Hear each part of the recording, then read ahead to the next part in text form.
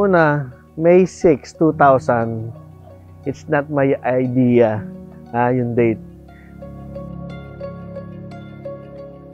We check first with yung mga matatanda. Kasi nga daw, bilog yung buwan, ganito, ganyan. Okay, May 6, 2000. So, wedding. Wala kami masyadong preparation at that time. Kasi, OFW.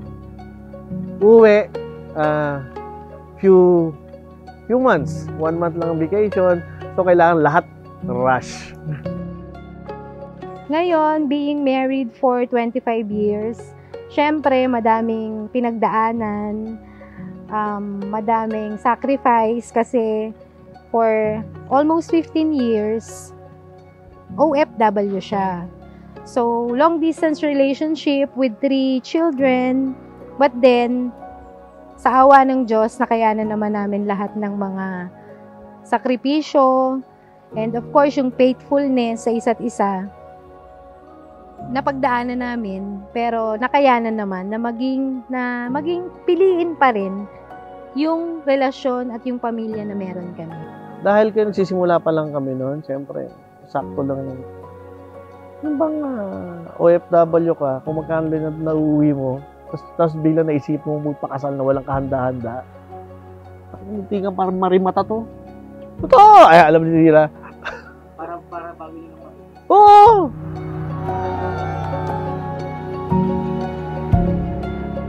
Kasi hindi naman lahat umaabot sa 25 years.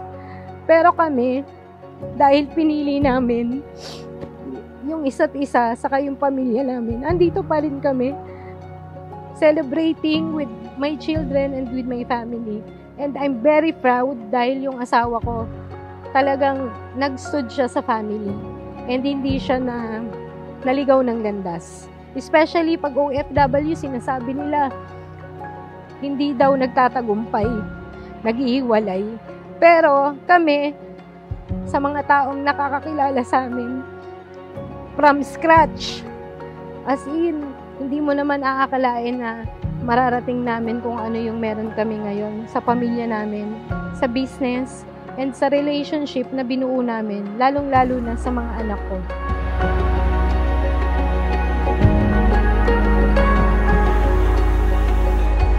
You are the love of my life, my best friend, my forever, for all the years behind us and all the years ahead. I'm yours, yesterday, today, and always. Peace, Sapwet.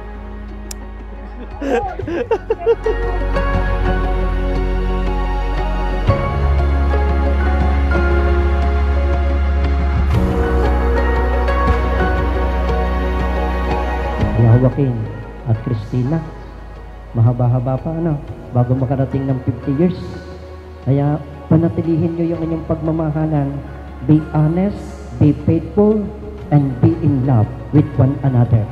At kung magkakaganoon, anuman ang gustong pasamain ng kalaban ng Diyos, you will overcome because you have the power, and that power is in you, the power of love.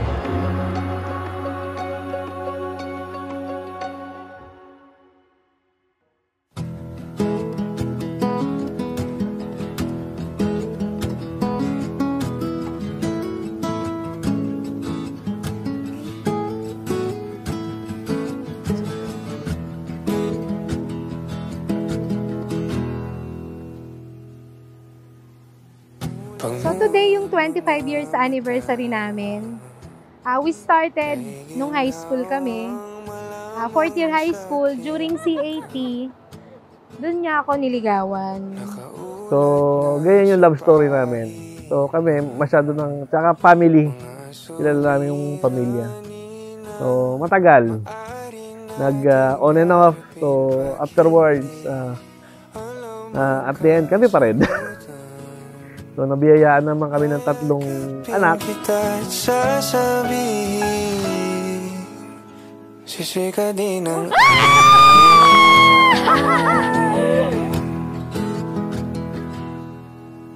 mga sulat ay silbing daan sa sagrado mo. Ngunit ay nahiwagaan. Mga minamahal na kapatid, sa oras pong ito, marahil napakasaya ng Diyos. Bakit po? Sapagkat sa loob ng 25 taon, hinihintay niya kayo, Joaquin at Cristina, na iharap sa Diyos ang kanyang ibinigay sa inyo, at iyon ay walang iba kung hindi ang pagmamahalan na kanyang ipinunla sa inyong puso.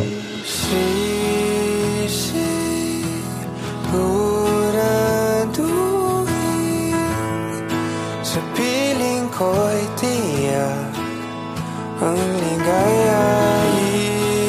Ikaw lang ang ibigin natin magdadalawa. Isip na ibalik ang dalisay ko. First of all, salamat for 25 years. We strive, we succeed. So, for another year or another years to come, ganun pa rin.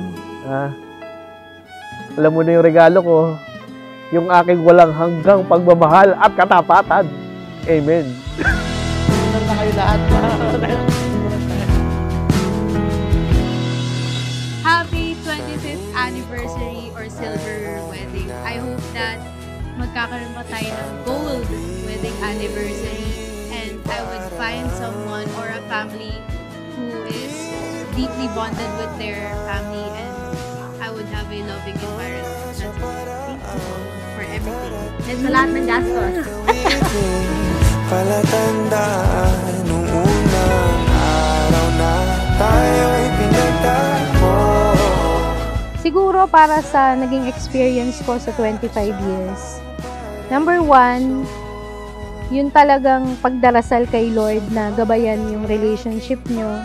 And then, hindi naman kasi araw-araw mahal mo yung tao. Dahil marami nga kayong mga pagkukulang sa isa't isa, may mga panahon na nag-give up ka.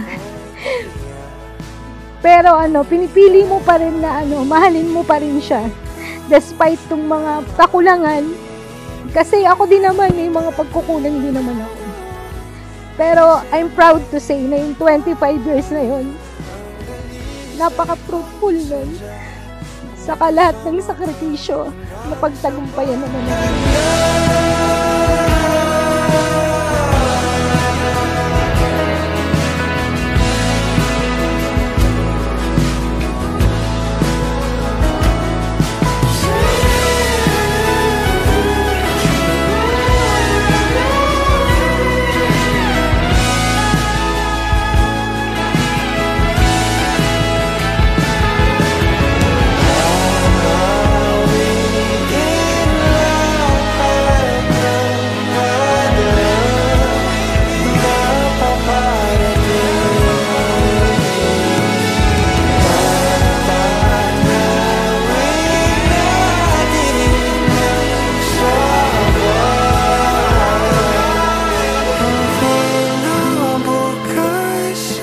Pagmamahal, makikita natin kung gusto natin masaya ang nakapaligiran natin, yung inyong pamilya, yung inyong pagsasamahan.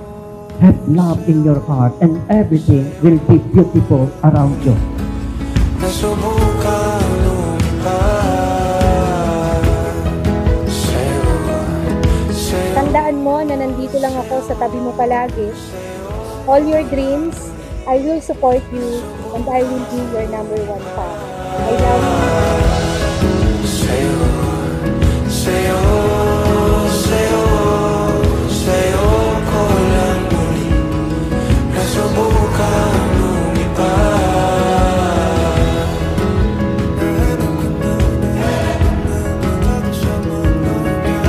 Kaya sa inyong dalawa, maging matatag kayo, lagi niyong isama ang Diyos, lagi kayong magdadasal, lagi kayong matutong tumingin kung sino kayo.